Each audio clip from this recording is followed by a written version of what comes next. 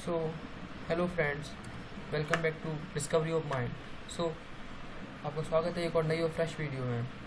जैसा कि मैंने एक बार structure of chromosome chapter 2 ICSE class 10 chapter 2 के ऊपर वीडियो बनाया था, structure of chromosome part 1।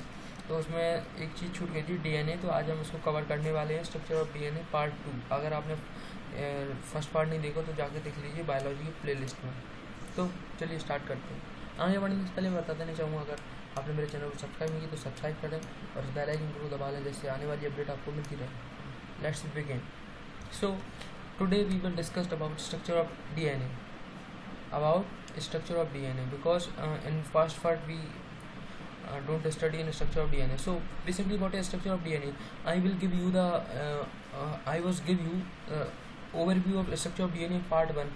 So let's be discuss in detail about it. DNA, what is DNA? First the question arises in our mind, what is DNA? DNA is the DNA is a gene is a vehicle that carry hereditary information from one generation to another generation. It carries hereditary information from one cell to another. As I told you, in gene there is present in DNA there is present genes, another, or from parents to their offspring. From parents of offspring means their children and their children and goes on. DNA is the hereditary material. DNA is the hereditary material. Cell contain the genetic information. DNA hereditary material है, इसके अंदर की cell वो genetic information carry करती है। DNA is the most important constituent of chromosome. मतलब ये chromosome का एक तरह की हर्ट है, लेकिन ये बोला नहीं जाता। मैं आपको बता दे रहा हूँ, ओवरव्यू दे रहा हूँ। ये मेन चीज़ है डीएनए से ही पूरा ह्यूमन मिक्स बनाएगा। डीएनए इज डिटैच्ड और it defect, then whole human being will change. Each chromosome contains a highly coiled molecule of DNA. So let's be discussed about it. As you can see here, this is a cell, and in cell this is a nucleus. What is it? It is nucleus, and these are chromosome. I put one chromosome here and give you the zoom in chromosome. As you can see here, these are gene and these are coiled on like that. It is making ऐसे करके बने रहते हैं। तो ये देखिए, इसको coil करके इसको खोल दिया पूरा। आप देखिए कॉइलिंग को खोल दिया, तो मैंने इसको देखा, तो ये आप देख सकते हैं यहाँ से ये खोल दिया पूरा। तो ये देखिए, ये डीएनए निकला है यहाँ से। डीएनए जो आप देख सकते हैं, ये इसके अंदर डीएनए होता है। ये एडेनाइन थाइमाइन, इसके बारे में डिस्कस करेंगे। और ये न्यूक्लियोसोम होता है, ठीक है, न्यूक्लियोसोम होता है इसके अंदर। तो चलिए आगे बढ़ते हैं। अब इसकी डिस्कवरी के बारे में पढ़ते हैं। डिस्कवरी किस किसने की थी? Discovery of structure of DNA की तो पहले साइंटिस्ट थे जिन्होंने डीएनए को बनाया था, फ्रेडरिक माइजर इन 1869। वैसे ये कोई इंपॉर्टेंट चीज़ याद करने के लिए नहीं है, बस में मेन नेम है वाटसन एंड क्रिक का, वो मैं आपको बता दूँगा क्यों main. Firstly isolated DNA from the nucleus of pus cell होती है, जो उसके न्यूक्लियस से इन्हें डीएनए को अलग किया था firstly. Rosalind Franklin in 1951 based on x-ray diffraction की स्टडी के ऊपर, डीएनए की एक्सरे डिफ्रैक्शन एक स्टडी होती है डीएनए के ऊपर। इन्होंने बताया कि ये हेलिकल शेप है इसका, ठीक है। और वाटसन एंड क्रिक, ये नाम आपको इम्पोर्टेंट है, इसको याद रखना जरूरी है। वाटसन एंड क्रिक, ये नाम इम्पोर्टेंट है।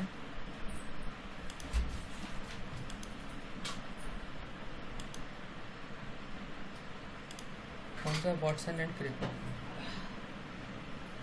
उनका नाम why? Because he gave the famous 3-dimensional double helix model of DNA for the awarded end of Nobel prize 1962 में इनको नोबेल प्राइज भी मिला है। डबल हेलिकल स्ट्रक्चर ऐसा होता है, स्पाइरल स्ट्रक्चर जैसा। ये डीएनए ऐसे चलता जाएगा, ठीक है। ये आगे बढ़ते हैं। अब कंपोनेंट्स क्या होते हैं डीएनए के, हम पढ़ेंगे किसके बारे में? Components of DNA.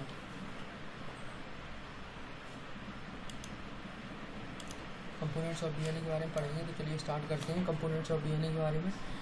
DNA molecule is a large molecule और micro molecule consist of millions of nucleotides, ठीक है। इसमें बहुत सारी न्यूक्लियोटाइड्स होती हैं, इसलिए इसको पॉलीन्यूक्लियोटाइड कहते हैं, ठीक है। हर एक न्यूक्लियोटाइड में 3 कंपोनेंट्स होते हैं। कौन कौन से कंपोनेंट्स होते हैं? 3 कंपोनेंट्स एक न्यूक्लियोटाइड में। तो उन 3 कंपोनेंट क्या क्या हैं? पेंटोज शुगर है पहला, तो पेंटोज शुगर को हम डीऑक्सीराइबोज शुगर भी बोलते हैं। इसका साइन ये है पेंटोज शुगर, आप देख सकते हैं यहाँ पे पेंटोज शुगर। और दूसरा है नाइट्रोजन बेस, इसको नाइट्रोजीनियस बेस भी बोला जाता है। नाइट्रोजन बेस का ये डीएनए का जब बनाते हैं स्ट्रक्चर ऑफ डीएनए में। और ये है फॉस्फेट ग्रुप, ये देख सकते हैं फॉस्फेट ग्रुप।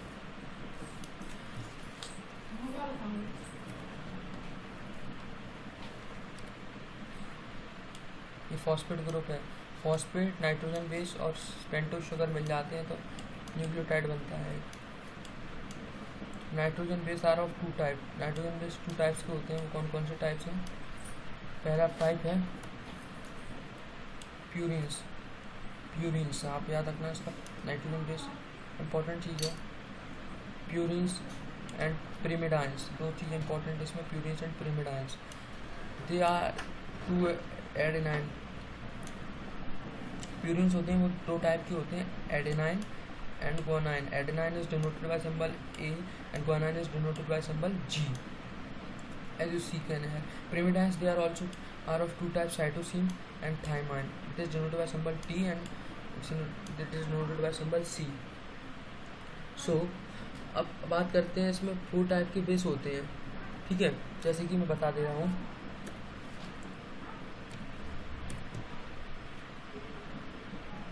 ये है फॉस्फेट और पेंटोज शुगर। जब ये एडेनाइन से मिल जाते हैं तो ये बनता है न्यूक्लियोटाइड विथ बेस एडेनाइन। और जब ये दोनों प्लस करके गुआनाइन से मिल जाते हैं तो क्या बन जाता है? Nucleotide with base guanine. जब ये दोनों प्लस होके इससे मिल जाते हैं तो क्या बन जाता है? Nucleotide with base cytosine. जब ये दोनों प्लस होके इससे मिल जाते हैं तो न्यूक्लियोटाइड विथ बेस थाइमाइन। तो ये 4 टाइप की बेस होते हैं। अब ये ऐसे स्ट्रक्चर बनता है डीएनए का। तो ये आप देख सकते हैं यहाँ पे, ये क्या है? फॉस्फेट ग्रुप, ये पेंटोज शुगर है, ये नाइट्रोजन बेस है, ये deoxyribose sugar. Watson and Crick model है डीएनए का, वो क्या था? वाटसन एंड क्रिक मॉडल क्या था डीएनए का? चलिए इसको पढ़ते हैं हम। Watson and Crick gave the famous double helical structure. जैसा कि मैंने आपको बताया, Watson and Crick gave famous double helical structure of DNA, for which they are awarded for Nobel Prize in 1962. DNA molecule consist of 2 polynucleotide. मैंने बताया DNA molecule 2 polynucleotide chains के contest में रहते हैं। एक ऐसी रहती है, एक चेन ये first chain, second chain, which is long, parallel and spirally coiled all around the same axis. Long है, पैरेलल है एक दूसरे के, स्पायरली के एक दूसरे के कॉइल्ड है सेम एक्सिस के। Chain from double helix like a spiral, और इसकी स्पायरल स्टेयरकेस की तरह स्ट्रक्चर है। ये स्टेयरकेस नहीं होता ऐसा करके ऐसा करके ऐसा ऐसा करके ऐसा करके स्टेयरकेस होते हैं। Sugar and phosphates unit from the backbone of polynucleotide chain are paired nitrogen base at centre. Sugar और फॉस्फेट यूनिट होती हैं, वो बैकबोन बनाती हैं इस पॉलीन्यूक्लियोटाइड चेन की, जो कि नाइट्रोजन बेस के पेयर से बनती है। बीच में नाइट्रोजन बेस रहता है। Pentose sugar, phosphate, nitrogen base, pentose sugar. Both strands are joint together by big hydrogen bonds. दोनों स्ट्रैंड किससे जुड़ी होती हैं? जैसे ये है, स्ट्रैंड्स को मैंने बता देता हूँ, स्ट्रैंड्स को क्या कहते हैं। स्ट्रैंड्स पॉलीन्यूक्लियोटाइड चेन को ही स्ट्रैंड कहते हैं, ठीक है। Pairing between the nitrogen base is always purines with pyrimidines. मैंने बताया प्यूरिन्स और पिरिमिडाइन के साथ में हमेशा पेयरिंग बनेगी नाइट्रोजन बेस में। एडेनाइन का हमेशा थाइमाइन के साथ में बनेगा, ऐसा नहीं एडेनाइन का साइटोसिन के साथ में बन गया, क्योंकि ठीक है, आप सोचोगे ये प्यूरिन्स है ये पिरिमिडाइन है, तो ऐसा नहीं होगा। एडेनाइन का हमेशा थाइमाइन के साथ बनेगा और साइटोसिन का गुआनाइन के साथ में बनेगा। और इस पेयरिंग को क्या कहते हैं? Complementary pairing. ये इंपॉर्टेंट टर्म है, इसको याद रखना, क्या कहते हैं इसको? कॉम्प्लीमेंट्री पेयरिंग, ठीक है। अब मैं इसको बता देता हूँ। एडेनाइन हमेशा किसके साथ बनाएगा? थाइमाइन के साथ, और साइटोसिन हमेशा गुआनाइन के साथ बनाते हैं। और इसमें एक इम्पॉर्टेंट चीज़ याद रखने वाली है, इसमें एडेनाइन और थाइमाइन में बनता है 2 हाइड्रोजन बॉन्ड बनते हैं, ठीक है।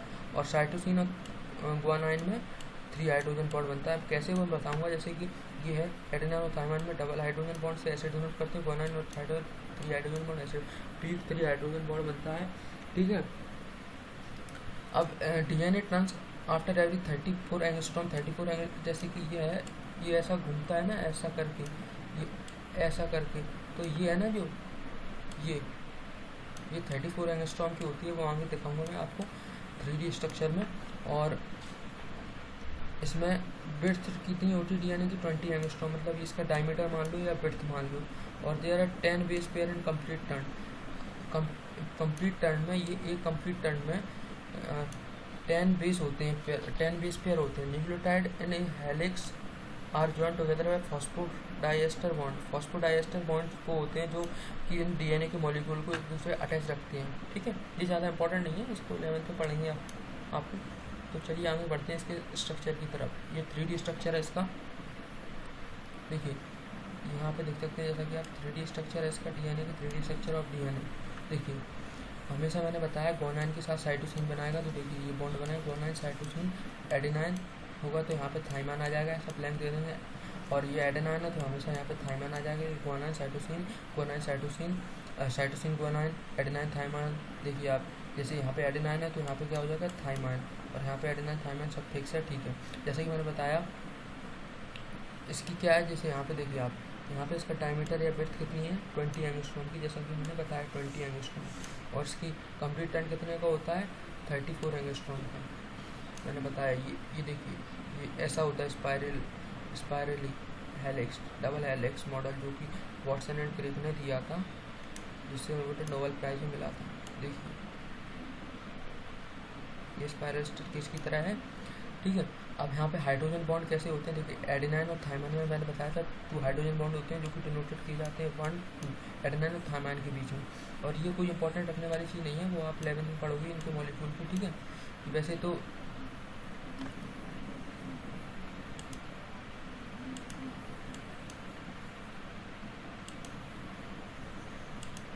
ये देखिए मैं आपको फिर से बता देता हूँ, इसका ओवरव्यू देता हूँ। ये देखिए फॉस्फेट है, जैसे देख सकते हैं, ये पेंटोज शुगर है, फॉस्फेट, पेंटोज शुगर और नाइट्रोजनियस बेस, ठीक है। तो देखिए एडेनाइन के साथ हमेशा थाइमाइन बनेगा और 2 हाइड्रोजन बॉन्ड बनेगा। साइटोसिन के साथ हमेशा गुआनाइन बनेगा, इसमें 3 हाइड्रोजन बॉन्ड होगा। चाहे गुआनाइन के साथ साइटोसिन हो, आपको फिल करने के लिए भी आ सकता है, जैसे कि यहाँ पे लिख दिया, ये मान लीजिए यहाँ पे लिख दिया हमने थाइमाइन, तो थाइमाइन के साथ में हमेशा क्या आता है, एडेनाइन। और यहाँ पे हमने लिख दिया गुआनाइन, और गुआनाइन के साथ में हमेशा साइटोसिन, और यहाँ पे हमने लिख दिया साइटोसिन, तो साइटोसिन के गुआनाइन, गुआनाइन के साथ साइटोसिन, ठीक है, एडेनाइन के साथ थाइमिन, ऐसे फिल करने के लिए भी आ सकता है। ये हाइड्रोजन बॉन्ड होते हैं। और ये है आपका स्पेस फिलिंग मॉडल है DNA का, जो कि आप देख सकते हैं, ये ऐसा स्पाइरली स्टेयरकेस है, ठीक है। तो ये था आज का वीडियो, आई होप आपको पसंद आया हो। अगर आपको पसंद आया तो चैनल को सब्सक्राइब कीजिए और बेल आइकन को दबाइए। आपकी your inputs and comments are most welcome. Thank you for watching. तब तक के लिए bye bye, take care, stay home.